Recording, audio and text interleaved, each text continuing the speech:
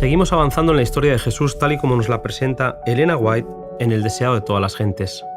Hoy, capítulo 25, el llamamiento a orillas del mar.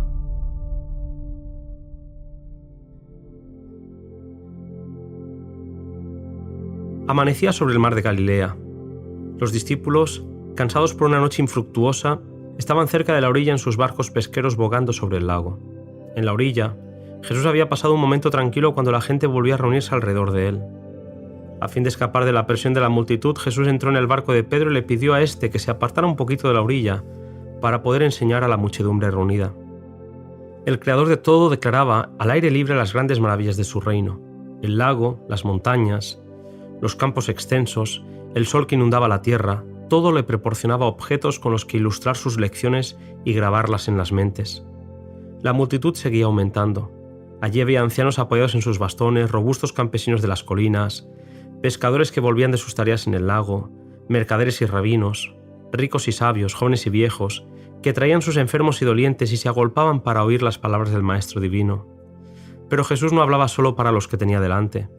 Mirando a través de los siglos, vio a sus fieles en cárceles y tribunales, en tentación, soledad y aflicción. Cada escena de gozo o conflicto y perplejidad le fue presentada.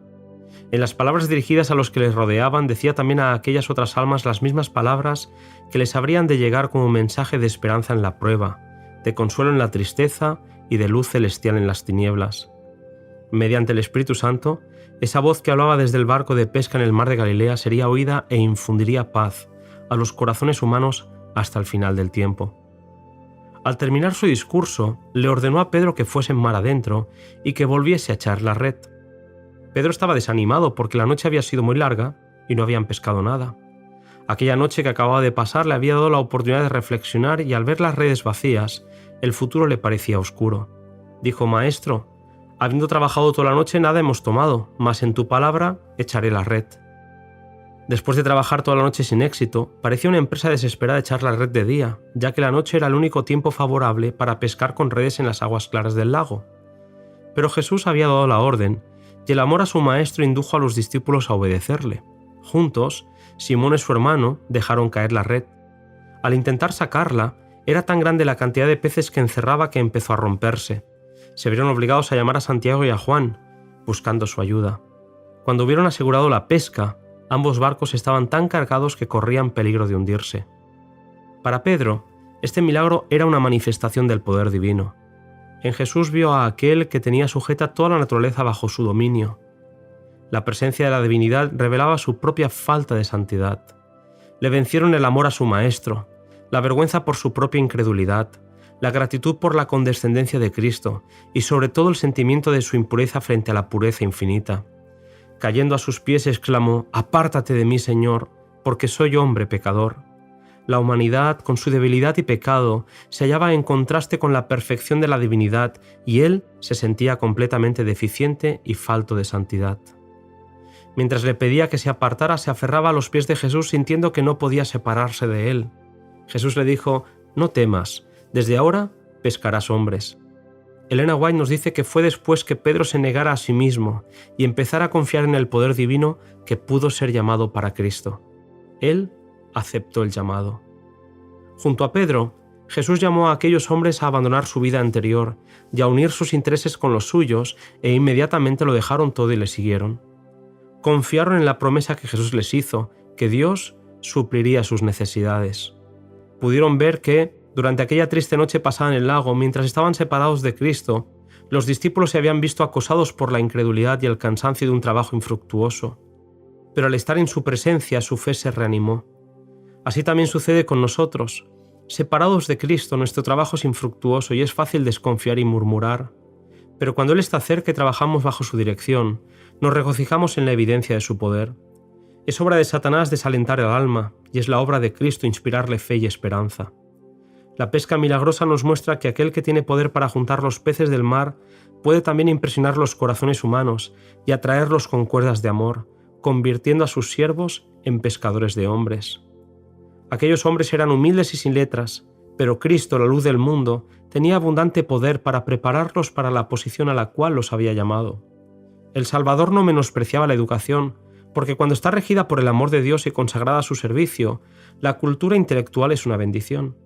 Pero pasó por alto a los sabios de su tiempo, porque tenían tanta confianza en sí mismos que no podían simpatizar con la humanidad doliente y hacerse colaboradores con el hombre de Nazaret.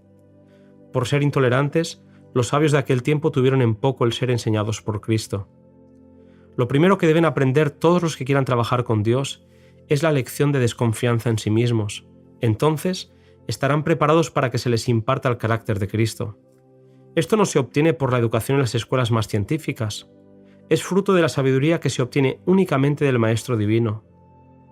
Jesús eligió a pescadores sin letras porque no habían sido educados en las tradiciones y costumbres erróneas de su tiempo.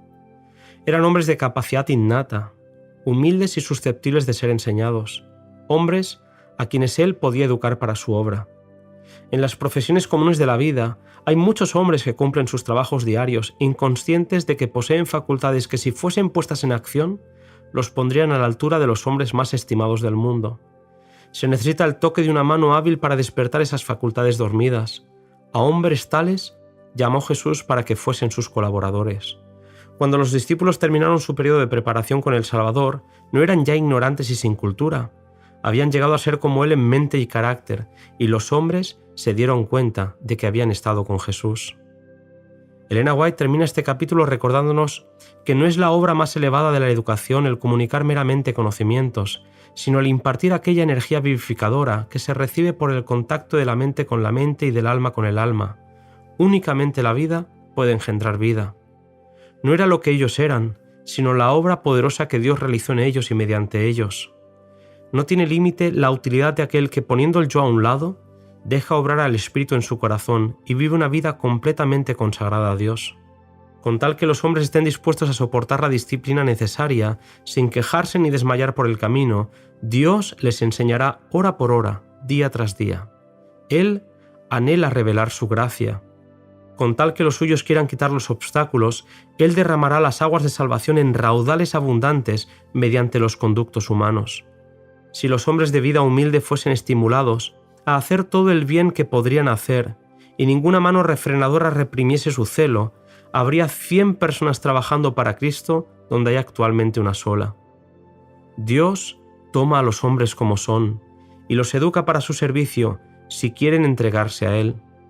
El Espíritu de Dios recibido en el alma vivificará todas sus facultades. Bajo la dirección del Espíritu Santo, la mente consagrada sin reserva a Dios se desarrolla armoniosamente y se fortalece para comprender y cumplir los requerimientos de Dios. El carácter débil y vacilante se transforma en un carácter fuerte y firme. La devoción continua establece una relación tan íntima entre Jesús y su discípulo que el cristiano llega a ser semejante a Cristo en mente y carácter. Mediante su relación con Cristo, tendrá miras más claras y más amplias. Su discernimiento será más penetrante, su juicio mejor equilibrado. El que anhela servir a Cristo queda tan vivificado por el poder del sol de justicia que puede llevar mucho fruto para gloria de Dios. Querido amigo, después de este capítulo tan motivador, nos volvemos a encontrar en el siguiente, cuyo título es En Capernaum.